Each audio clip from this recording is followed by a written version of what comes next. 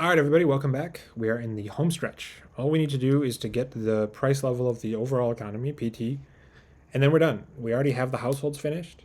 The entire intermediate goods firm is finished. We know their factor demands. We know how much they're going to produce just from the production function. We know their marginal cost. We also know their optimum price level from all that stuff that we just did. All that's left is to get an expression for the price of the good that the bundler is going to sell to the households, which is PT. And of course, we know that PT equals 1 because that's going to be the numeraire, but we can actually do better than that. And it's going to give us a way to think about inflation. So the way to get the price level of any firm in any setup is to do exactly what we did to get the marginal cost in the case of the intermediate goods firm. We take the production function here, and we plug in all the factor demands here. And because people with Nobel Prizes already thought this all through, it's going to simplify nicely and give us, cancel the YTs and just give us an expression for PT. And indeed, that's why we use these production functions. So your job is to take this and plug it in here and very carefully simplify. Have a go, and I will see you in a second. Okay, so you had a go. Let's do it together. So the first step is to just write everything down, make this substitution, and we're going to need a lot of parentheses. So we're going to have PT over PJT psi YT, again to the psi minus 1 over psi dj, again to the psi over psi minus 1. And I think the easiest way to do this is to work inside to outside. So I'm going to begin by targeting this exponent. Where's my baby blue? And I'm just going to raise both of these multiplied terms to the same exponent. 0, 1. And this is going to get rid of these parentheses here. So I'm going to have PT over PJT. That's going to be raised to the psi times psi minus 1 over psi. So all that's left is psi minus 1. YT is raised to the psi minus 1 over psi dj. And then all of this is raised to the psi over psi minus 1. Now, we have two things with no j index, and they can be pulled out of the integral as constant multiplicative factors, right? We have this PT and this YT. There's no j, so they're just like one number that's being multiplied by all the addition in the integral, so we can just factor it all out. We just have to raise it to this power over here as we do. So we're going to get YT is equal to PT psi minus 1 raised to the psi over psi minus 1. So we're going to get PT psi. And then here we're going to have YT to the psi minus 1 over psi over psi minus 1. We're just going to have YT. And then what's left is 0, 1. We still have 1 over PJT psi minus 1. I'm going to flip that around and just write that as PJT 1 minus psi dj to the psi over psi minus 1. Now, you might be tempted to do this simplification, but you can't because this is addition. And you can't distribute exponentiation across addition. You have to distribute it across multiplication. So this has to stay as it is. But we can do some simplifications. We can cross out these y's, and we can bring this PT over to the left. So we can write this as PT to the minus psi equals 0, 1 PJT to the 1 minus psi dj to the psi over psi minus 1. Now, we're not allowed to multiply this in, but we could raise both sides to psi minus 1 over psi. So let's do that to get rid of this exponent. So I'll raise both of them to psi minus 1 over psi, and then this whole thing to psi minus 1 over psi, which will make this go to 1. And on this side, we're going to get 1 minus psi. So we're going to get PT 1 minus psi is equal to the integral 0, 1 PJT to the 1 minus psi dj. And we're almost done. But we can actually evaluate this integral. And so we have to be a bit clever. And we're going to evaluate this integral by noting several things. So note 1. PJT can take on one of two values equals either PJT minus 1 if no update signal came, or PJT star if update. 2, all firms choose the same price.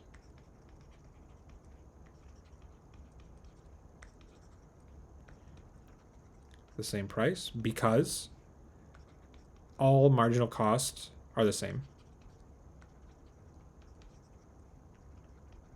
So all the outputs are the same, all the marginal costs are the same, so all the prices are the same. Because the only things that appear in the big price equation, that weighted sum for each period, the weighted production times marginal cost is production and marginal cost. So if all the production, all the marginal costs are the same, then all the P's are the same. So therefore, 3, we know how many firms have price P, T minus 1, or PT star, right? And that's given by the number of firms, n, times the probability of being no update. So n times theta, we set n to 1, that's why we do this as integration 0 to 1. So that means that theta firms have no update, and 1 minus theta firms have update. So how can we put this all together? We're going to put this all together by, I'm going to start with our PT 1 minus psi equals. Now we're going to take this integral from up here, this one, and I'm going to break it into two pieces. I'm going to break it to the interval 0 to theta, and then the interval theta to 1. So imagine we have a line of firms here, and we're going to line up all the firms by their index number from 0 to 1, and then I'm going to split at theta. So here there's a mass of theta firms, the length is theta, and here the length is 1 minus theta. So this is exactly what we want. Theta of these firms, they're going to have price PT minus 1, and 1 minus theta, they're going to have price PT star. And they're all going to pick the same price because of 0.2. So we take the integral from 0 to theta of PT 1 minus theta dj. I mean, we can even drop the dj. So this is just a constant multiplication. I'm not going to drop the dj yet, though, just to really emphasize what we're doing as we evaluate this integral. And then we'll have the stretch from theta to 1. And that will be the PJT for that stretch, dj. Okay, and we're saying that in this stretch, we're going to write down the indexes so that everybody in this stretch is going to be PT minus 1.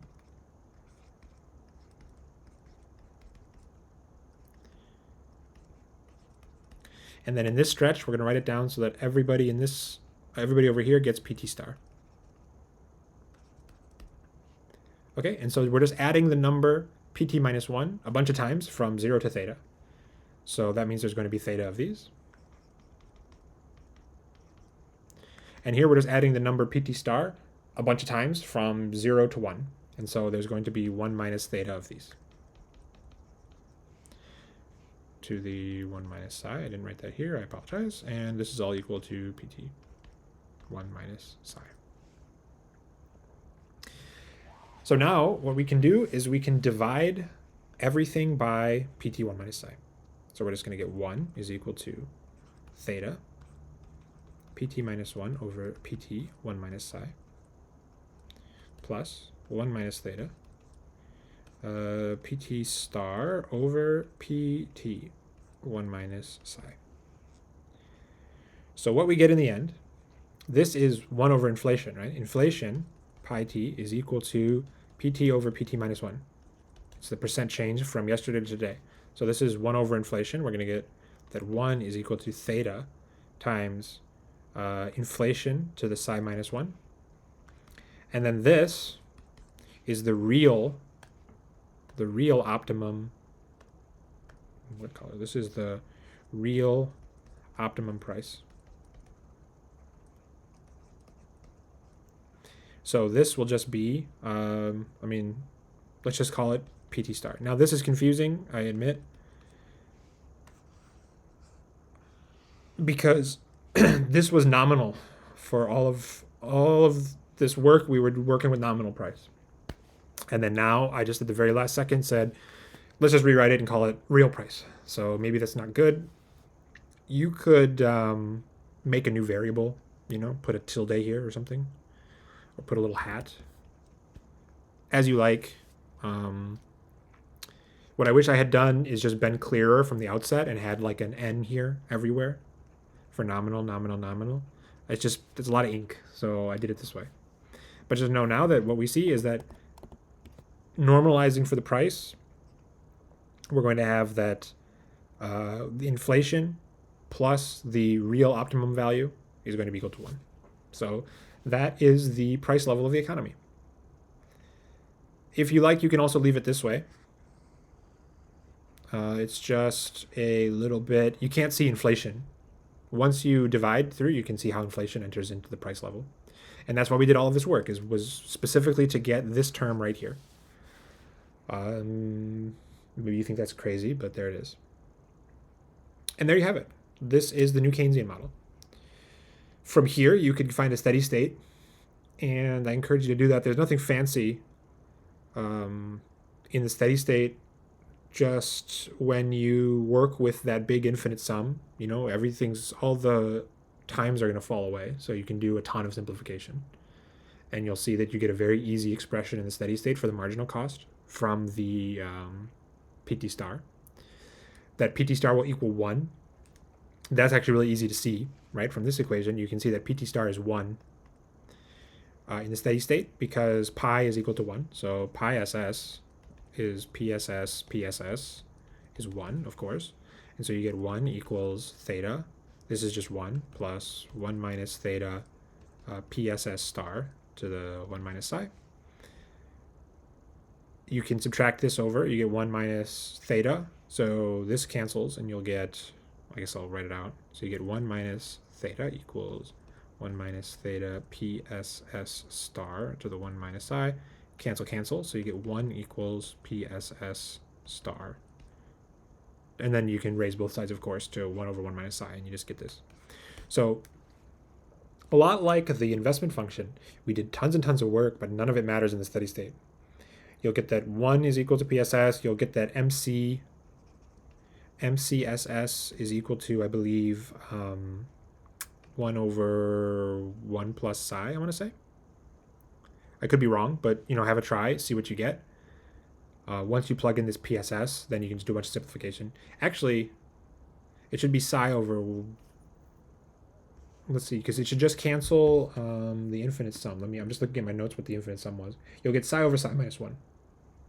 You should get psi over psi minus 1 as the steady state value of MCSS. And that's immediately obvious once you look at go back in your notes and look at what it was, and imagine that all of the t plus s is just ss, and that PT star is 1. And you'll see that this is what you get. And everything else is the same. So go through it by yourself, see if you can get all of these answers. If I made a mistake, leave a comment. But that's New Keynesian. Enjoy.